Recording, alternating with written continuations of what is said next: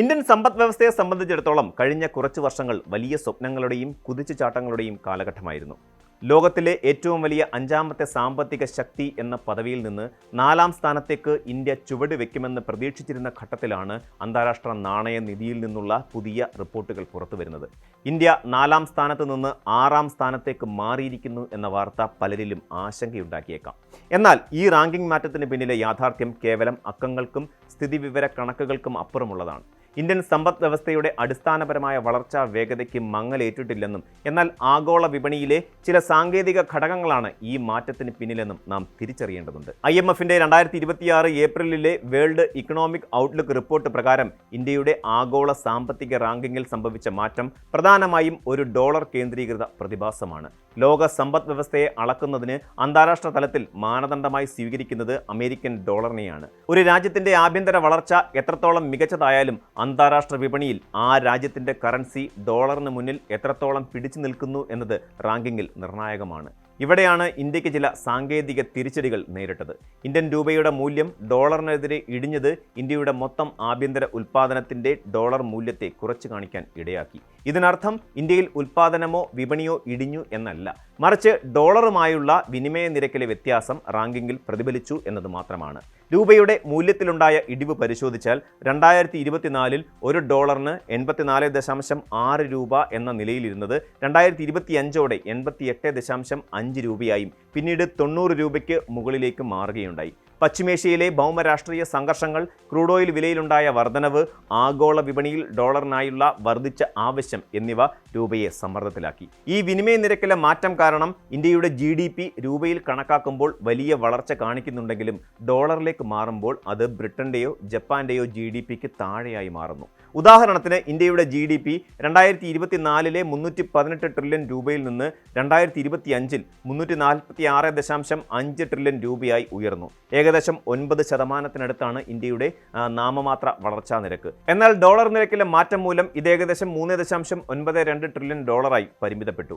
ഇതേസമയം Britain 4 trillion ഡോളറിലേക്കും Japan 4.44 trillion ഡോളറിലേക്കും എത്തിയതോടെ India 6ാം സ്ഥാനത്തേക്ക് പിന്തള്ളപ്പെട്ടു. റാങ്കിങ്ങിലെ ഈ മാറ്റത്തിന് പിന്നിലെ മറ്റൊരു പ്രധാന കാരണം GDP കണക്കാക്കുന്ന രീതിയിൽ ഇന്ത്യ വരുത്തിയ പരിഷ്കാരമാണ്.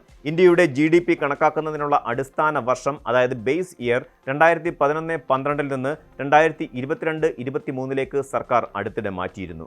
സമ്പദ് വ്യവസ്ഥയുടെ കൂടുതൽ കൃത്യമായ ചിത്രം ലഭിക്കുന്നതിനാണ് ഇത്തരത്തിൽ അടിസ്ഥാന വർഷം പുതുക്കുന്നത്.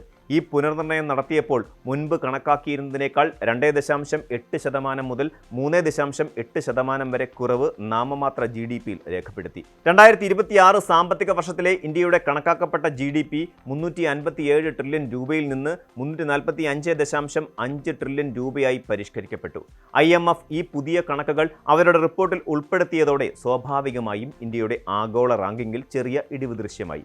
എന്നാൽ ഇത് സമ്പദ് വ്യവസ്ഥയുടെ തകർച്ചയല്ല, മറിച്ച് കൂടുതൽ സുതാര്യവും കൃത്യവുമായ സ്ഥിതിവിവര കണക്കുകളിലേക്കുള്ള ചുവടുവെപ്പാണ്.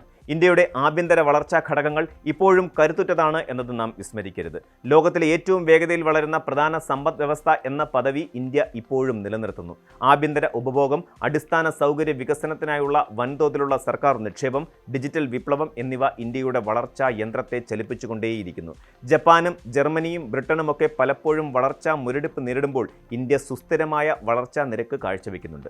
വികസിത രാജ്യങ്ങളുടെ സമ്പദ് വ്യവസ്ഥകൾ ഏകദേശം പൂരിതാവസ്ഥയിൽ എത്തിയവയാണ്. എന്നാൽ ഇന്ത്യയെ പോലെയുള്ള വളർന്നുകൊണ്ടിരിക്കുന്ന സമ്പദ് വ്യവസ്ഥയിൽ ഇനിയും വലിയ സാധ്യതകൾ ബാക്കിയുണ്ട്. അതുകൊണ്ട് തന്നെ ഇപ്പോഴത്തെ ഈ റാങ്കിംഗ് മാറ്റം ഒരു താൽക്കാലിക പ്രതിഭാസം മാത്രമാണ്. ഭാവിയിലേക്കുള്ള പ്രവചനങ്ങൾ ഇന്ത്യയുടെ കാര്യത്തിൽ വളരെ ശുഭസൂചകമാണ്. IMF പുറത്തുവിട്ട കണക്കുകൾ പ്രകാരം 2027 ഇന്ത്യ ആഗോള റാങ്കിങ്ങിൽ 4ാം സ്ഥാനം തിരിച്ചു പിടിച്ചിരിക്കും. അപ്പോഴേക്കും ഇന്ത്യയുടെ GDP ഏകദേശം 4.58 ട്രില്യൺ ഡോളറിലെത്തുമെന്നതാണ് കരുതുന്നത്.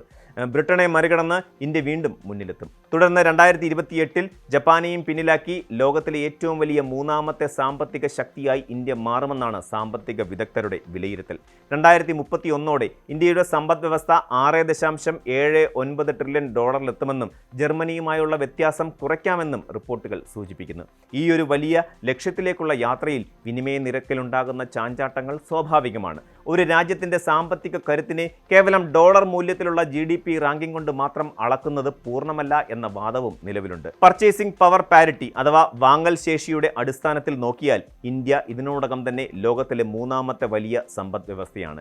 ഇന്ത്യയിലെ കുറഞ്ഞ ജീവിത ചെലവും സേവനങ്ങളുടെ കുറഞ്ഞ നിരക്കും കണക്കിലെടുക്കുമ്പോൾ ഇന്ത്യയുടെ യഥാർത്ഥ സാമ്പത്തിക ശക്തി GDP റാങ്കിങ്ങിൽ കാണുന്നതിനേക്കാൾ എത്രയോ വലുതാണ്.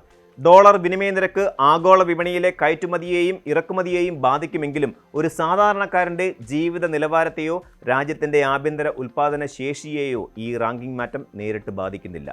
ചുരുക്കത്തിൽ ഇന്ത്യ 4ാം സ്ഥാനത്ത് നിന്ന് 6ാം സ്ഥാനത്തേക്ക് മാറിയത് ഒരു വലിയ വീഴ്ചയായി കാണേണ്ടതില്ല. ഇത് ആഗോള സാമ്പത്തിക ചട്ടക്കൂട്ടിലെ സാങ്കേതികമായ ഒരു മാറ്റം മാത്രമാണ്. രൂപയുടെ മൂല്യത്തിൽ വന്ന കുറവും GDP കണക്കാക്കുന്ന രീതിയിലെ പരിഷ്കാരങ്ങളും ഒന്നിച്ചു വന്നപ്പോൾ സംഭവിച്ച ഒരു മാറ്റമാണിത്. ഇന്ത്യയുടെ സാമ്പത്തിക അടിത്തറ ശക്തമാണ്. ആഗോള പ്രതിസന്ധികൾക്കിടയിലും ഇന്ത്യ കാണിക്കുന്ന സ്ഥിരത ലോകരാജ്യങ്ങൾ അത്ഭുതത്തോടെയാണ് നോക്കിക്കാണുന്നത്. വരും വർഷങ്ങളിൽ ഇന്ത്യ ഈ താൽക്കാലിക തിരിച്ചടി മറികടന്ന് ലോകത്തെ 3ാമത്തെ വലിയ സാമ്പത്തിക ശക്തിയായി മാറുമെന്ന കാര്യത്തിൽ സംശയമില്ല. ഈ ലക്ഷ്യം കൈവരിക്കുന്നതിന് ഉൽപ്പാദന മേഖലയിലെ കൂടുതൽ വളർച്ചയും വിദേശ നിക്ഷേപങ്ങളുടെ ഒഴുക്കും അത്യന്താപേക്ഷിതമാണ്. റാങ്കിങ്ങിലെ ചെറിയ മാറ്റങ്ങളെ ഭയപ്പെടാതെ ദീർഘകാലാടിസ്ഥാനത്തിലുള്ള സാമ്പത്തിക നയങ്ങളുമായി മുന്നോട്ട് പോവുകയാണ് ഇന്ത്യ ചെയ്യേണ്ടത്. ആഗോള സാമ്പത്തിക ഭൂപടത്തിൽ ഇന്ത്യയുടെ ഉദയം തടയാൻ താൽക്കാലികമായ ഈ തരം താഴ്ത്തലുകൾക്ക് കഴിയില്ല എന്നതാണ് വസ്തുത. കൂടുതൽ വാർത്തകൾക്ക് news 18 Keralam YouTube channel subscribe ചെയ്യുക.